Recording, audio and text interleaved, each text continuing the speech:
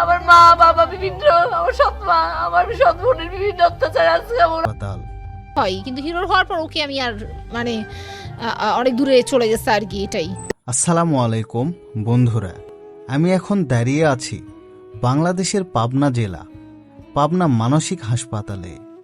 এই হাসপাতালে শিশু থেকে কেশর, কেশর থেকে বৃদ্ধ, বাংলাদেশের প্রায় প্রতিটি মানুষ জানে আমাদের মাঝে কেউ একটু অস্বাভাবিক আচরণ করলেই আমরা হাসতে হাসতে বলি পাবনা পাঠিয়ে দিব।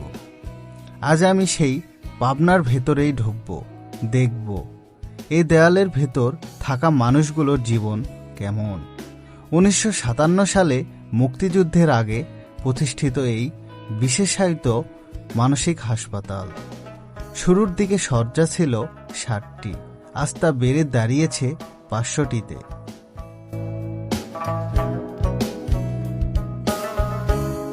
জীবনের বিভিন্ন ধাপে আঘাত, প্রতারণা, মানসিক যন্ত্রণা সহ্য করতে না পেরে আজ তাদের ঠিকানা এই হাসপাতাল। হয় কিন্তু হিরোর হওয়ার পর ওকে আমি আর মানে অনেক দূরে চলে গেছে আর কি, এটাই। এখানকার মানুষগুলো বাহিরের কাউকে দেখলেই জানালার পাশে ছুটে আসে। তারা কথা বলতে চায়, মনের ভিতরে জমে থাকা কষ্ট উজাড় করে দিতে চায়। কারণ বাবা মা, ভাই বোন, আত্মীয় স্বজনের ভালোবাসা থেকে প্রায় বঞ্চিত। খাঁচায় বন্দি পাখির মতো তারা ছটপট করে, তাদের অভিযোগের নেই শেষ। সত্যি বলতে ভেতরে ঢোকার পর তাদের কথা শুনে, তাদের ব্যাকুলতা দেখে আমার মনটা ভীষণভাবে ভেঙে পড়েছে। অনেকের পরিবার এখানে রেখে গিয়েছে, কেউ সত্যি অসুস্থ, চিকিৎসার প্রয়োজন।